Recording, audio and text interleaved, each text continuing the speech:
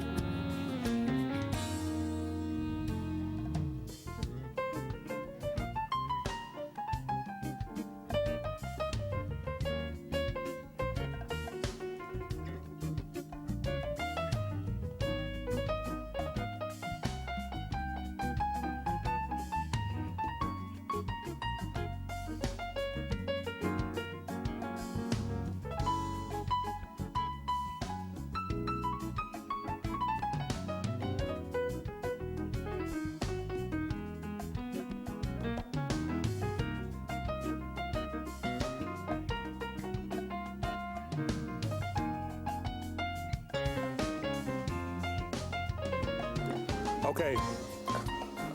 Have your attention. We're going to start now.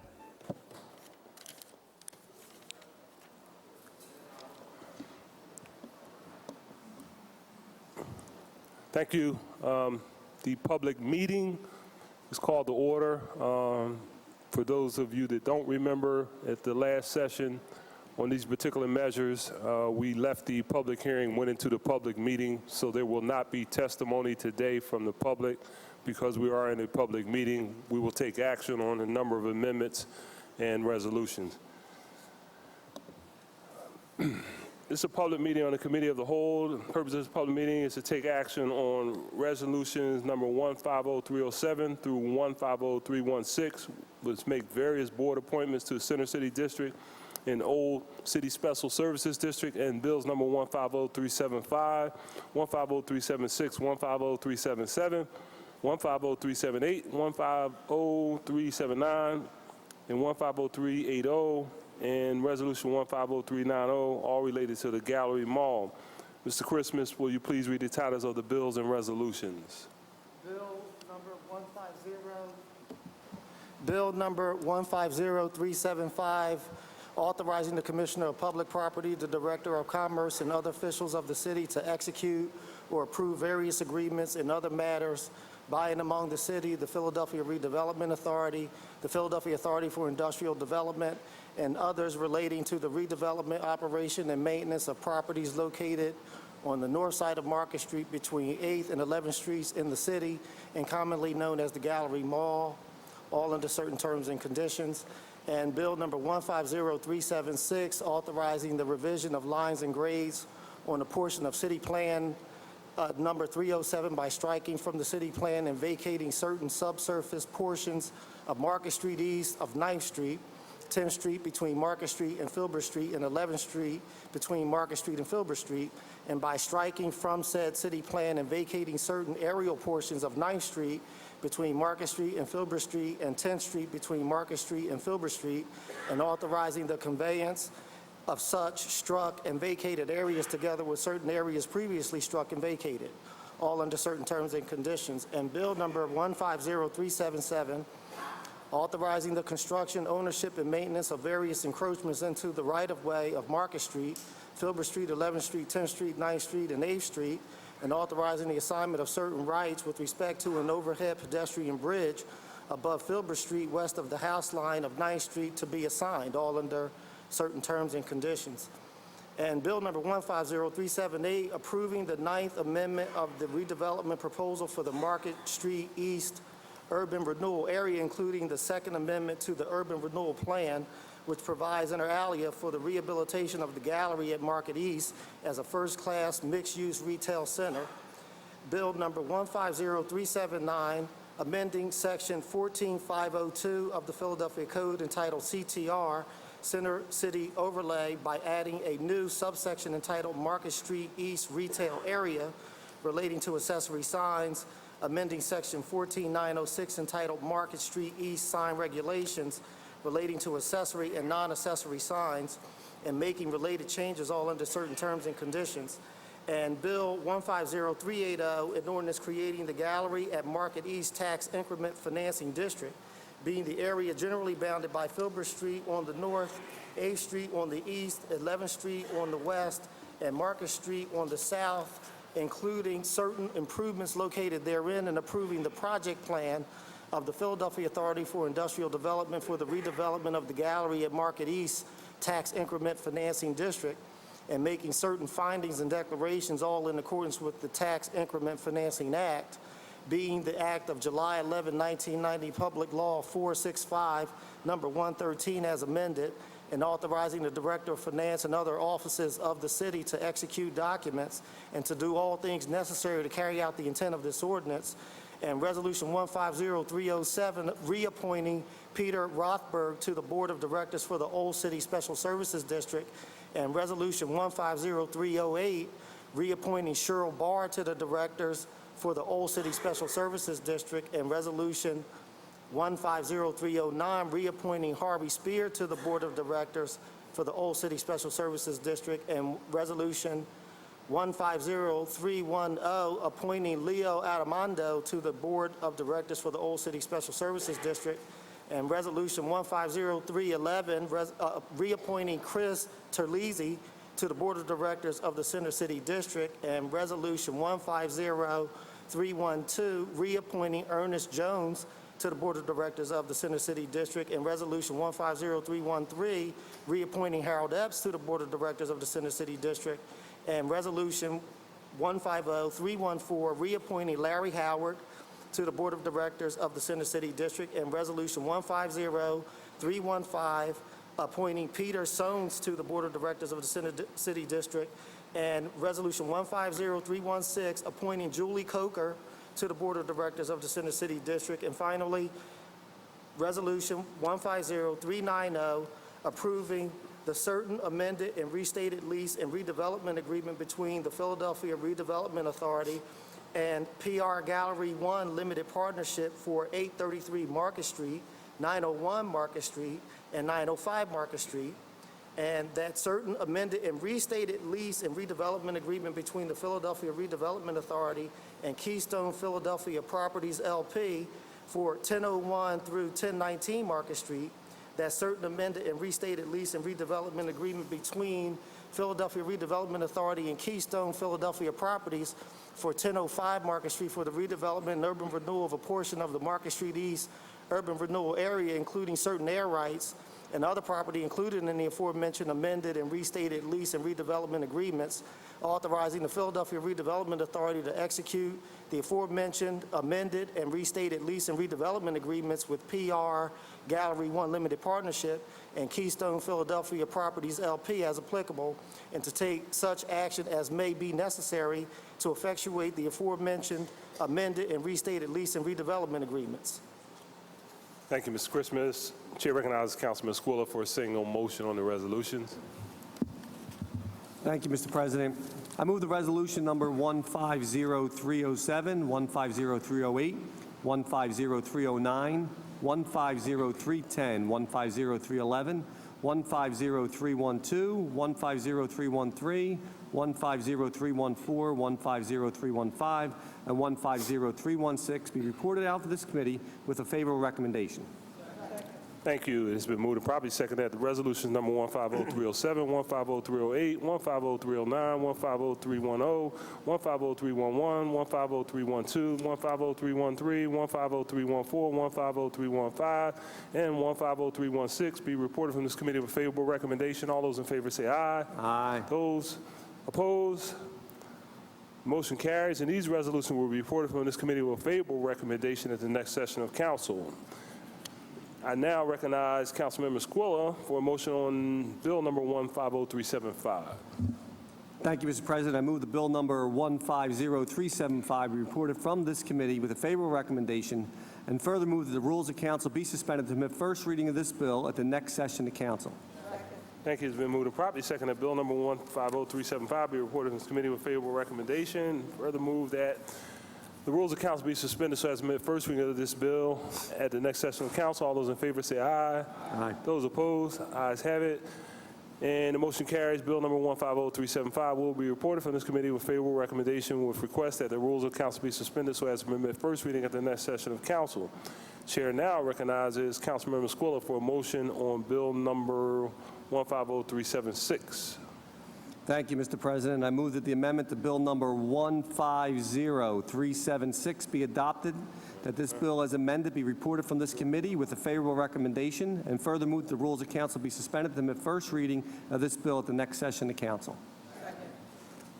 You sure? All right. Thank you. I'm sorry. Been moved and probably second that the amendment to Bill number 150376 be adopted, and that the bill as amended be reported from this committee with a favorable recommendation, and further move that the rules of council be suspended to permit first reading of this bill at the next session of council. All those in favor of this motion signify by saying aye. Aye. Those opposed? Ayes have it, and the motion carries. Bill number 150376 as amended will be reported from this committee with a favorable recommendation with a request that the rules of council be suspended so as to permit first reading at our next session of council.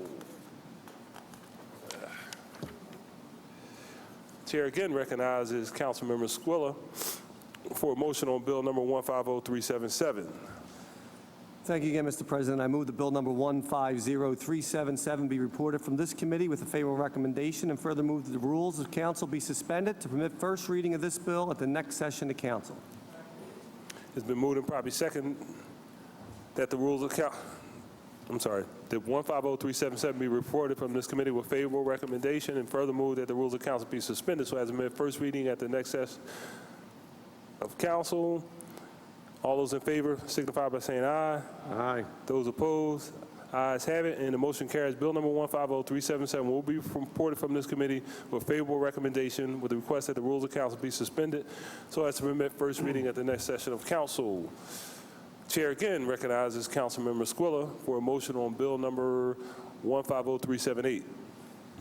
Thank you, Mr. President. I move that bill number 150378 be reported from this committee with a favorable recommendation, and further move that the rules of council be suspended to permit first reading of this bill at the next session of council.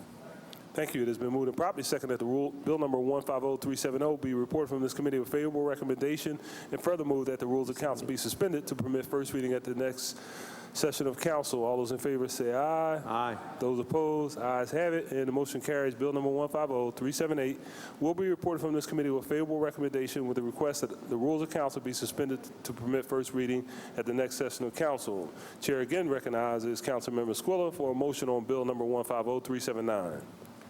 Thank you, Mr. President. I move that the amendment bill number 150379 be adopted, and that the bill as amended be reported from this committee with a favorable recommendation, and further move the rules of council be suspended to permit first reading of this bill at the next session of council. Excuse me. Sorry. It has been moved and properly second that the amendment to bill number 150379 be adopted, and that the bill as amended be reported from this committee with a favorable recommendation, and further move that the rules of council be suspended to permit first reading on this bill at the next session of council. All those in favor signify by saying aye. Aye. Those opposed? Ayes have it, and the motion carries. Bill number 150379 as amended will be reported from this committee with a favorable recommendation with a request that the rules of council be suspended to permit first reading at the next session of council. Chair again recognizes Councilman Squilla for a motion on bill number 150380. Thank you, Mr. President. I move that the amendment to bill number 150380 be adopted, and that bill as amended be reported with this committee with a favorable recommendation, and further move that the rules of council be suspended to permit first reading of this bill at the next session of council. Thank you. It has been moved and properly seconded that the amendment to bill number 150380 be adopted, and that the bill as amended be reported from this committee with a favorable recommendation, and further move that the rules of council be suspended so as to permit first reading at the bill at the next session of council. All those in favor say aye. Aye. Those opposed? Ayes have it. And the motion carries, and bill number 150380, as amended, will be reported from this committee with a favorable recommendation with a request that the rules of council be suspended so as to permit first reading at the next session of council. Chair one more time recognizes Councilman Squilla for a motion on resolution 150390. Thank you, Mr. President. I move that the amendment to resolution number 150390 be adopted, and that the resolution as amended be reported from this committee with a favorable recommendation. Thank you. It has been moved and properly second that the amendment to resolution number 150390 be adopted, and that the resolution as amended be reported from this committee with favorable recommendation. All those in favor on the motion will signify by saying aye. Aye. Those opposed? Ayes have it, and the motion carries. Resolution number 150390 as amended will be reported from this committee with a favorable recommendation. The Committee of the Whole will now go into its public hearing. Well, that actually concludes the public meeting on this particular TIF matter, for the record. And the Committee of the Whole will now go into the public hearing on the bills related to the budget.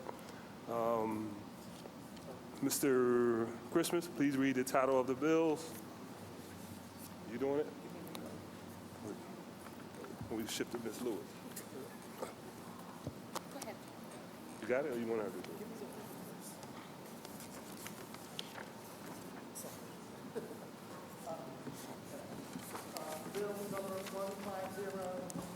Bill number 150162, an ordinance to adopt a capital program for the 6 fiscal years 2016 through 2021 inclusive.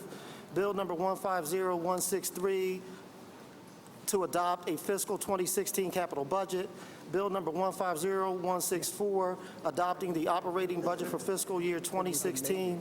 Bill number 150165, amending section 19-1801 of the Philadelphia Code entitled Authorization of Tax to further authorize the Board of Education of the School District of Philadelphia to impose a tax on real estate within the city of Philadelphia, to provide for an increase in the tax and making technical changes, all under certain terms and conditions. And Bill number 150166, amending section 19-1806 of the Philadelphia Code entitled Authorization of Realty Use and Occupancy Tax, to further authorize the Board of Education of the School District of Philadelphia to impose a tax on the use or occupancy of real estate within the School District of Philadelphia under certain terms and conditions. And Bill number 150167, amending Chapter 19-1500 of the Philadelphia Code entitled Wage and Net Profit Tax by revising certain tax rates under certain terms and conditions. And Bill number 150438, amending Section 19-1806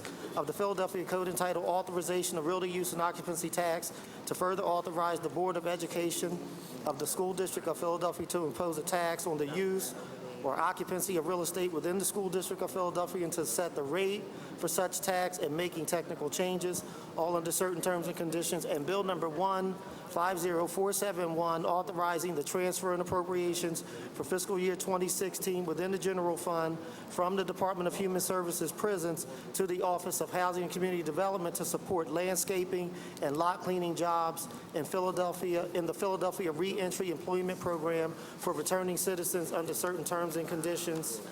And finally, Bill number 150179, Resolution 150179, providing for the approval by the Council of the City of Philadelphia of a revised 5-year financial plan for the City of Philadelphia covering fiscal years 2016 through 2020 and incorporating proposed changes with respect to fiscal year 2015, which is to be submitted by the mayor to the Pennsylvania Intergovernmental Cooperation Authority pursuant to the Intergovernmental Cooperation Agreement authorized by an ordinance of this council approved by the mayor on January 3, 1992, Bill number 1663A, by and between the city and the authority.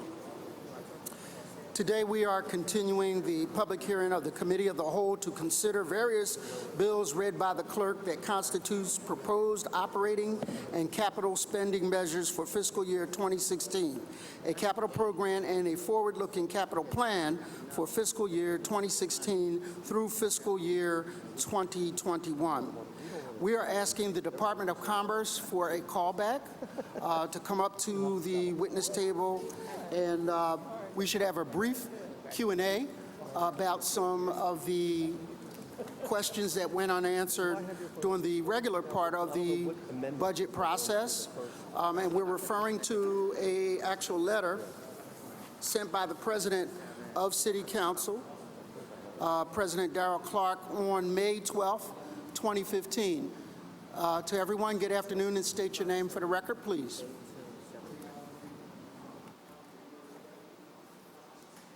Let me see, here we go. Now we're good. Thank you. Alan Greenberger, Deputy Mayor for Economic Development and Director of Commerce.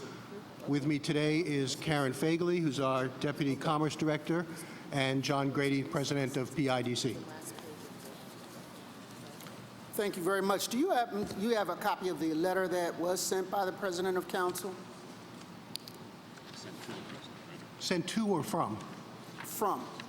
What we, It also included your responses? Yeah, but I have, yes, I have Okay. the response here. Yeah. So what I'd like to do, and we've talked about this prior to this hearing, and many of the questions have been answered, but what I'd like to do is have them put on the record. Sure. And so if you'll bear with me on question number one. Go ahead.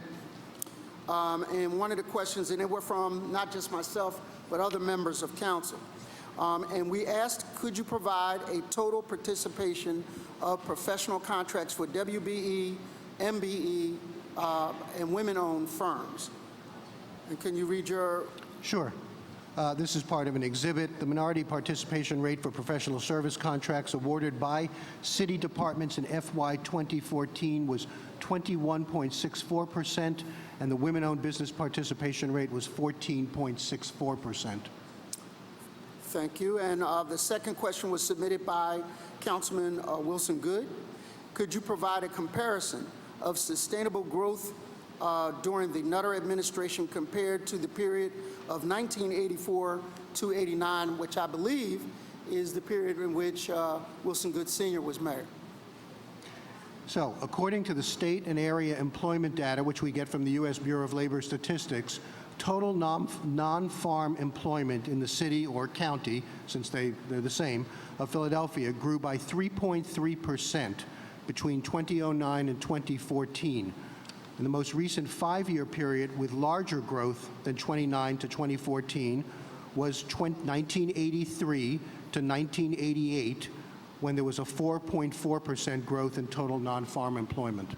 I know all of the job growth was due to you and your team, but can you submit any other factors that may have contributed to this growth rate over this period of time? I would cite a number of things. Certainly, the rise in the city's population as a result of its reputation nationally has attracted a lot of talent here. Talent generally attracts businesses. We hear this all the time. And so we find that a number of businesses who are coming into Philadelphia are specifically coming in to be able to access the talent. Comes out of our universities, also comes from people moving here. That's probably one of the biggest factor. And it's not, by the way, uncommon in American cities, but we happen to be doing reasonably well with it. Okay. Third question is, can you submit to the chair year-to-date information on multi-year tax credit applications and process-approved applications? So, sorry for there's a bit of a blizzard of numbers here, but to date, the Revenue Department has received 37 applications for a total of 1,049 jobs to be created in 2015 under the new Job Creation Tax Credit, JCTC. This amounts to, $5.245 million of JCTC available or reserved each year for the next 5 years for these jobs to be created in 2015.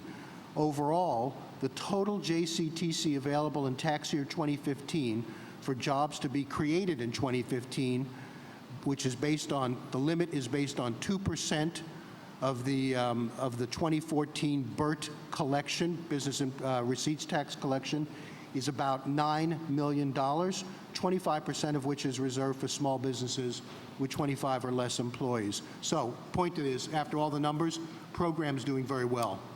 Is that an increase over the same period of time? It's a substantial increase because of the opportunity to use these credits for 5 years rather than 1. Okay. Thank you.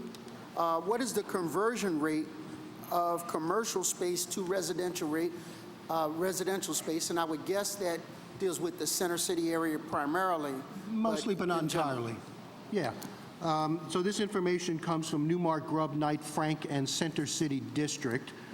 We are aware of 45 completed development projects since 1997 that you could characterize as commercial space being converted to residential.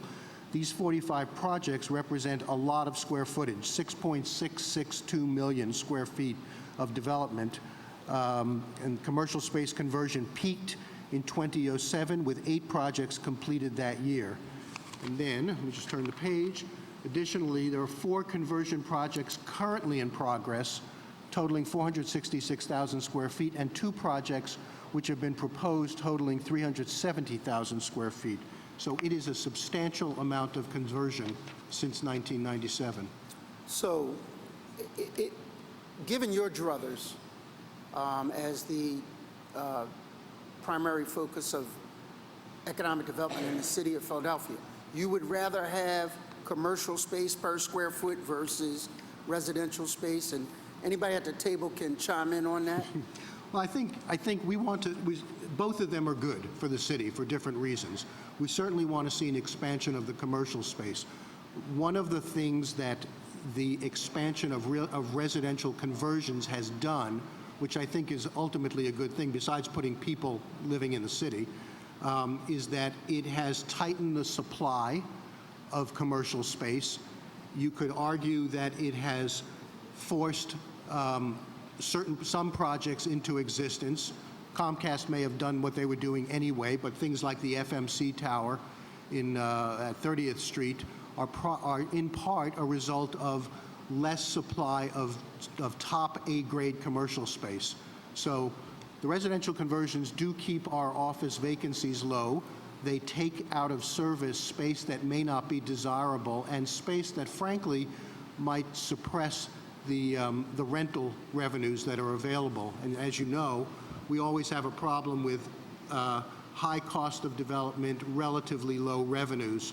As the revenue side goes up, development is more enabled. This gets more blocks that are empty taken care of. So there is a bit of a virtuous circle to all of this, but certainly if you could just pick one, probably would pick commercial anyway. Well, I would imagine that, but under your theory, supply and demand is in effect, and when you reduce the supply of commercial, it makes it more coveted, as in the case of Comcast's decision to build a second tower. I think so. All right. You know, it's not a perfect set of cause and effect, but I think there is cause and effect in there. Okay, I'll take it. What is the vacancy rate of industrial parcels in the city of Philadelphia? Okay, for the city as a whole, it is 10.7% with a total inventory in Philadelphia of over 31 million square feet. There's also 200,000 square feet under construction, and the average lease rate is about $3.76 per square foot. Can you describe briefly the plan to address those vacancies, particularly in the areas of Parkside and Hunting Park, and what is our strategy to attract businesses back to that? So I'll just introduce this, and then I think John wants to make a statement. You know, we, Planning Commission, Commerce, and PIDC collaborated on an industrial land survey for the entire city, trying to come to grips with the fact that we have a very substantial amount of industrially zoned land. Some of them are 19th century buildings, and some of them are fairly new buildings. And the point of this study was to start identifying areas that we really have to kind of circle our wagons around to keep them industrial, and recognize that there are transitional other areas, particularly in some of the very oldest areas, where we really ought to be looking at mixed-use industrial and commercial, or mixed-use industrial and residential development, particularly at a small scale. And John, if you want to comment then? Yeah, I would just maybe add the fact, in our industrial inventory around the city, we have 8 industrial parks, obviously West Parkside being one of them. We have about 300 acres of available land in those industrial parks, which is we probably have developed about 3,000 acres. So our inventory is relatively low compared to the progress we've made. And I think, as Alan said, we've tried to take an approach by each industrial park, some of which, like in West Parkside, we've seen the positive influence that commercial space like the shopping center has had on the vitality of that area. No doubt. It's made it a more attractive place for investment. And I think with the upswing in the economic cycle, we're really looking to try and position those kinds of properties for investment now, where they might not have seen much activity over the last downturn in the cycle.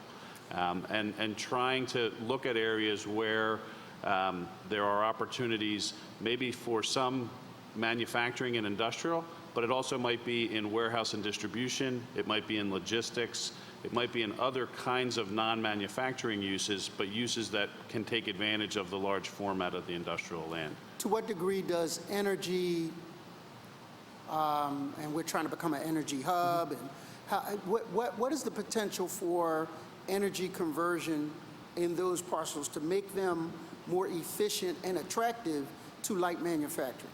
Well, I think energy has two general effects as it relates to industrial development in the city. One is that the cheaper energy becomes, the more attractive we become as a location for manufacturers, because the input of energy into their process will be cheaper, and it makes their economic process more efficient. So I think the more that we can do to really promote the access and distribution of lower cost energy sources, we will see a positive impact. So to that extent, are you engaging in speculation and probably planning to try to take those underutilized parcels and make them energy efficient and therefore more valuable? Exactly. And one of the things we've tried to do is work with organizations like Select Greater Philadelphia, who's doing a large marketing effort to larger energy-intensive users. And we want to make sure that our inventory of land is prominently featured as they go around the country and really focus nationally on these energy-intensive users, and so that they can see that Philadelphia has opportunities for land development that can access energy, but also have access to workforce, have access to transportation, and have access to the commercial markets that make our sites, we think, prominent and efficient sites for that kind of development. So with the conversion of the old Navy Yard, we've taken something based on the BRAC and been able to make something out of it. Correct. It is more attractive. Do you see that happening for the other commercial industrial parks that we have? I think there are some parallels, and I think those parallels really relate to the opportunity to try and position these parcels and position the city generally as an attractive place for investment because of the issues I just talked about: access to workforce, logistics, access to transit systems, the ability to move product to market very quickly. The Navy Yard's, unique in some respects in that it was 1,000 acres that was assembled in one place. The federal government was significantly helping with the infrastructure investment. But I think some of the lessons we learned about why businesses will choose to locate in certain industrial areas can certainly be applied across the board. And we think of areas in the lower Schuylkill River. We think about West Parkside's interesting because of the proximity to anchor institutions. So when those anchor institutions are consuming large amounts of products, being able to locate the manufacturing and distribution and logistics uses close by those customers. Cintas is a good example of a user in West Parkside who sees great benefit from being located near large customers. So on that note, moving towards our waterfronts, at the end of this recession, are they becoming more valuable? I think I would say in general, from a commercial industrial perspective, I think we certainly have seen, you think of the lower Schuylkill with the resurgence around the energy and refining capacity being redeveloped in that area, with institutions like Penn and Children's Hospital making large investments along that stretch of the Schuylkill River. That's all adding to the attractive location. The Delaware Riverfront obviously has a whole series of activities that are occurring that are certainly seeing value. Yeah. So as we go north of Spring Garden, do we anticipate greater value north of Spring Garden on the Delaware Avenue, Delaware River? For industrial? Or just for anything? For development. Yeah, I mean, those are very much, and we're seeing the benefit of that right now. We're seeing the benefit of that right So now. are we getting bites for development along that area? Yeah, well, there's, for example, this isn't exactly north of Spring Garden. Well, no, it is. But if I just start at the bridge, Ben Franklin Bridge, we have a number of townhouses that have gone up, big apartment house project under construction. The Waterfront Corporation has put the entire Spring Garden site, which we call Festival Pier, out for RFP. We've gotten good preliminary responses from serious developers. And then as we go further north, out of what will inevitably be a more residential and mixed-use zone, we're into a much heavier industrial area that's still an active area. One of the things that the PRPA is really looking hard at in a sort of more strategic way is what's the growth potential not only for the Packer area down by the Walt Whitman Bridge, but also for the Tioga area. They do different things. They have different capacities. There are different limitations, all largely based on the height under the bridges to get certain kinds of boats under there. And I think I was just meeting with Jerry Sweeney, the chair of PRPA, the other day, and we had a conversation about their interest in a more strategic approach to how to take advantage of what inevitably looks like more shipping to the East Coast. Okay. We look forward to that. Let me switch gears to commercial corridors. One of the questions there was, what was the vacancy rate on our commercial corridors, such as Cecil B. Moore Avenue, in my world, Lancaster Avenue, Lansdowne Avenue, Ridge Avenue, Market Street, and Main Street. I'll tell you what, let me do this. I'm going to read, I'll name each avenue. I'll do the ones first that are in the transcript, and then I'll pick up the ones that are all in the fourth. Cecil B. Moore is not a good number. This is 21st to 25th Street. It's about 47.5%. And by the way, these are surveys that are done by the Planning Commission, and they're in the process of updating all of them as they do the district plans. But the ones in the fourth, I think, are all relatively updated. But I'll come back to that in a second. Wadsworth, pretty good, 6.2%, lower than, by the way, the city average is 18%. And if I'm remembering right, Center City, just for comparison, do you remember what that number was? Is it? For office space? No, for retail. Was it 10, 11? We'll look that up. I saw that number earlier. Anyway, Frankfurt Avenue, we have in three separate sections: 4200 to 4400, 36.2%; 4400 to 4930, a little less, 29.1%; and 4930 to 5300, 12.5%. So clearly, put this in context. Anything above 5% on a commercial corridor, 10% max. I'd say anything above 10 is a reason for the beginning of a concern. I mean, you're always going to have, even in the most robust retail areas, you're always going to have some stores that are vacant as a result of just pure changeover, not necessarily a bad thing. So is there a plan to address? Yeah, but I'll tell you what, before I answer, can I do the ones in your district first? By the way, the Center City average is 12.9%, and I think we would all say that Center City is a pretty healthy retail environment, so sort of gives you a good benchmarking place. There's a whole list of them here, which I think we sent to you either yesterday or this morning, so I don't know if you want me to read the whole list, but I will highlight the ones that you mentioned. Let's go to ones in France, which are... No. These are all in France here. Okay. A little inside joke for the record. Haverford Avenue, 7400 to 7600, 5.3%. Not bad. Lancaster Avenue, 53rd to 60th Street, 11.9%. And by the way, that's a significant drop from where it was in '03. You have a good team working up there. I hope that's what it is. I mean, that's a big drop. You didn't ask about this one, but to give you a sense of where the other side looks like, 40th and Girard, relative. That's not my, but go ahead. Okay, fair enough. 47.6%. That's like CB Moore. Main Street and Manayunk, 13.7%. Ridge is again broken up into a lot of different sections. Let me just go through it. Let me make sure I'm covering them all too. So Ridge in Roxborough, 14.3%. Ridge, I'm not trusting, this is a small one. Ridge and Domino, Fountain to Domino, 6.8%.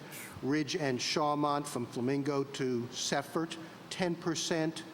Andorra, 7%. Ridge and Bells Mills, 10%. East Falls, Scotts Lane to Merrick, and Kelly to Warden. 35%. It's pretty high. Yeah, that's fairly high. And we know that East Falls has always been struggling with filling up all of the spaces that are available to it. There are a couple of big projects coming on board, I understand, that may address that. Well, Okay. I think I know what Councilman's asking about. What we talked about earlier? Yeah. Yesterday, at the PIDC Executive Committee, there was an approval of a line of credit to a small technology business named Stratus EMS, who has garnered some pretty significant technology contracts, and that was a $300,000 working capital loan to cover a very big contract they just have, and they are occupying the old Masonic, a part of the old Masonic Hall at Ridge in Midvale. Okay. And we can, I think we gave you this list electronically, but there's all the other little sub-pieces of commercial corridors in the 4th and actually in every district. So that you one can see other that I'm very concerned about in a distressed manner is Market Street Yeah. from 63rd to 52nd. Yeah, can I have that piece you had there, Karen? Oh, you showed me a list of... Oh, the different ones? Yeah, that one.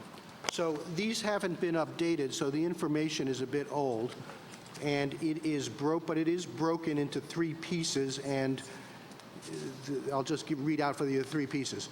52nd Street, Arch to Pine, 22%. 56th and Market area, 39%. Wasn't there a third one? There was a 60th in Market. Bear with me. Let me just find it. It was a very high number.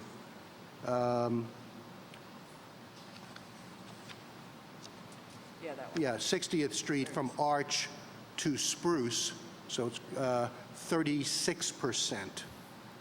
And then if you get also, and then further south, it's even a higher number. So those are areas that do need attention. They're hard areas.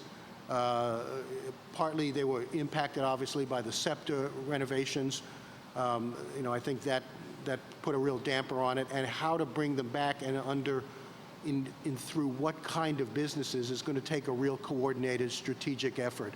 I know that a couple of years ago, Rick Redding from the planning staff spent time with your staff trying to start to understand how we do this, but it's a hard sell in a tough market area. So what to all of our effort, we have finally, and government is incredibly slow. It's easier to watch the hands of time move sometimes than watch the government wheels of progress go forward. But if you're patient and if you're persistent, we have made a strong move to acquire the entire square block of 59th and Market That's right. Street. We're treating that as a ground zero for development and hope to launch a development there shortly. If you look at that particular parcel from that point to the end of the city limits, there's about 40% vacancy rate in that area.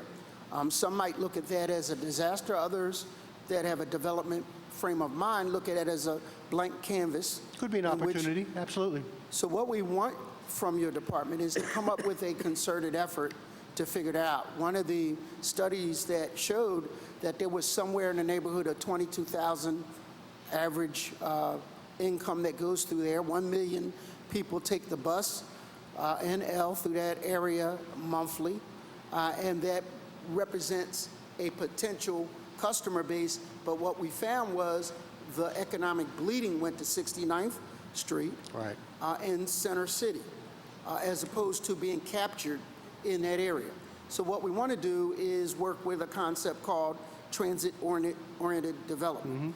And you're very familiar with that. And what we want people to move fewer miles for basic goods. So in effect, reinventing those commercial corridors to attract local customers and also those using transportation to do that. So what we want to do is continue on, and even though the progress has been slow, we've been working with not Allegheny West, but Achievability in that area, and they're doing a parallel, they're fixing 90 rental units, repairing them completely in that area. We're also looking at the possibility of the 1 or 2 vacancies on the unit blocks being restored. Councilman Clark did a study where there were 300 potential tax delinquent properties that we could acquire, fix, and put in the hands of qualified and responsible landlords to rent out, thus increasing the customer base. Point being, and the reason for all of these questions is to get us to think just as hard about small corridors like that as we do Center City, and rightfully so. the engine for employment is driven by Center City, but it doesn't stop there. Yeah. And that's what we kind of, in these questions, force you and others to kind of ponder and then work with us on. One of the things I would, two thoughts that cross my mind about the western part of Market Street. There's going to be a very big infusion. There already is a beginning of an infusion of more commercial office space heading in that direction, right? You've got these Scott Mazo projects, 41st and Palton. He's contemplating another. Police headquarters at 46. All the work that Entrepreneur Center is doing. And I think one of the things I would really like to spend time with you and your staff thinking through is how do we take advantage of that infusion of people relatively close to the extended area of Market Street, and what kinds of things might we focus on to take advantage of their presence? Well, obvious low-hanging fruit is restaurants, eateries, things that we can attract, but there's some others, dry cleaners and places for even daycare. At the 59th Street For example, spot, we hope to develop a mixed income, mixed use facility there that has a daycare right down at the bottom where a nurse or single parent or young couple with a child can, leaving their unit, go down to the first floor, drop their kid off. Right. For $2.25, get to work within 12 minutes, come back at the end of that work period, and be able to pick their child up in a clean and responsible manner. If you look at what was done in the university areas where they incentivized home ownership for their upper for their tier staff. management, Yep. first month, first down payment and then closing costs for the purchase of a house, if we looked at that for the next tier of employers or employees, the phlebotomist, the nurse's assistant, that we would pay first month, last month, to get them a affordable housing unit where they can get to work in 10 minutes, responsibly, reliably, their employers might want to underwrite some of that. Right, and Urban Affairs Coalition has a very good program that we're working on trying to figure out another round of funding that provides some incentive money through employers for home ownership to do that Those are very the thing. kinds of deep thinking that we want you to do out there. And we've worked with you in the past, and it's been successful on some of our corridors, as you can see by way of the number of now vacancies being reduced. But again, we constantly have to sharpen our vision for potential areas, the next best thing, the next big thing. So on that, and I'm gonna get you out of here if we could Keep going. could go. I'd like to know now how many loans, small business and larger loans, have we done in areas like West Philadelphia? So, we've recollated the list that we had previously sent so you can see it more cleanly by council district. I believe that in FY14, if I counted this right, there were 5, 6, 7, 8, 9, 10, 11, 12, 13, 14, 15. There were 15 loans, these are small business loans, made in the 4th District through a number of entities that we work with that do business loans. PIDC obviously is one of them, but also Finanta, Kiva Zip, and WORC. Some of them are small business loans, but sizable in the several $100,000, and some of them, particularly the ones through groups like Finanta and Kiva Zip, are sort of in the micro loans category, a couple of $1,000s at a time. And they run just to give an example, they run the gamut from waste removal businesses, hair salons, direct sales, radio production, real estate printing, electrical contractor, pet store, childcare, custom uniforms. So over the last, let me put it differently. So over the last 4 years, how many small business loans have been written in the 31, 28, 27, 51 zip codes, roughly? West Philly. Unfortunately, I'm going to have to get back to you with a number. I have last year's complete list of everything, but I don't have the multiple years. But I can tell you from my experience, even just with PIDC, a year. yeah, that it's from you guys. No, saying Just total. in general, yeah, I think it's probably consistent with this, so it's probably in that 10, 15 a year within the fourth that are happening through these three entities. The one thing that might help pick up the speed, because we're seeing some good success with it, is this Kiva Zip program, one of which is in the fourth at, sure this is the fourth? 311 South 48th? No, that's mislabeled, sorry. But I thought so, because that's my old neighborhood. I thought, that's not right. But restaurateur who picked up a sort of beat-up old supermarket has done really well with it. This Kiva Zip program is a terrific way of doing micro-lending. And one of the things that we ought to talk about is we have a person on our staff who does nothing but promote the Kiva Zip program. And I want to make sure that all the people in your staff and the people in your various commercial corridors know about this program. It's a terrific access point to very small amounts of money, zero interest, very We'd love successful. to help you market that in the commercial corridors that we travel in. And keep in mind, I'm selfishly talking about the fourth, but what's good for the fifth is good for the fourth. we understand. What's good for the eighth, it's right next door. So we But you're kind of promote. yeah, I get it. But you're a district councilman. You're allowed to be concerned about who you represent, you know? All politics is local. I would just add a comment to that, which is I think, Alan talked about the different lenders who are active in that area. So PIDC through our different working capital, lines of credit, fixed asset lending, Finanta, the Kiva Zip program, the Goldman Sachs education program. I think that it feels to me like we're starting to build a little more momentum where, as a group, we need to be in front of these commercial corridor organizations on a regular basis. So let me ask you a question. Denise's Bakery on North 22nd Street, which is slightly outside of my district, but the smell of her baked goods permeates into the fourth. They had a fire. Does anybody know the status of that bakery? Do you know that one, Karen? Yeah, I know we met with them, and she fortunately has very good insurance, and so she plans to rebuild and reopen, and she was very well covered, and I heard even that her employees are even being paid during the shutdown. That's how good her insurance was. So we're going to have her do a little workshop to other businesses about making sure they have proper business insurance. So one other thing with that, and I'm glad to hear it, they can't open up fast enough for me. I'm losing weight. But what I'd love to see is a second location effort. I know. The example of Denise's Bakery is a good one. She could do, although the baked goods are done at her location on North 22nd Street, but she could very easily be out at the 60th Street. There's a commercial vacant site under SEPTA that could be a drop shop for her, easily converted, or anyone like her, that we need to kind of promote success. Absolutely. And its replication. Absolutely. That's a great strategy, is to recognize, these local businesses that are doing well and are poised for growth, and get them to open second and even third and fourth locations.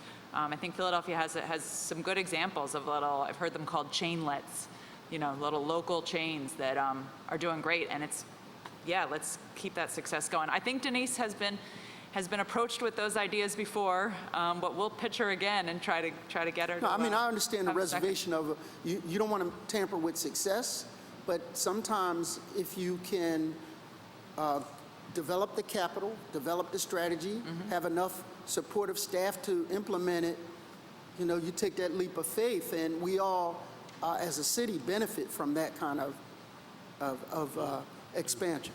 And I think providing those kinds of business owners with the technical support that they need, so the finance and the accounting and the business development resources, and the opportunity even to get the owners of those businesses to work with each other, and that kind of peer support, so that they can share stories and they can build confidence, because it is all about trying to find those kind of pillars of growth where you can push out from that and be more successful. And, So I'm going to remember this in our next budget cycle. So what is your second location strategy for successful businesses? So you don't have to call it the 4th District Initiative, but you know where it came from. What is it called? Chainlet. Chainlets, I'm going to yeah. ask you about that. And you talked earlier about patience. business owners make decisions about growth and expansion when their stars are in alignment, not when our stars are in alignment necessarily. But you got to keep ideas in front of people constantly to just so that it's, it's in their heads. And then when the stars are in alignment, then it pays off. You can always count on me to remind you what you said last year. As we segue, I see Councilwoman Blondo Reynolds-Brown has joined us. This is one of her favorite subjects. Of those loans, how many of them have been women, minority? Can you recap that for her benefit?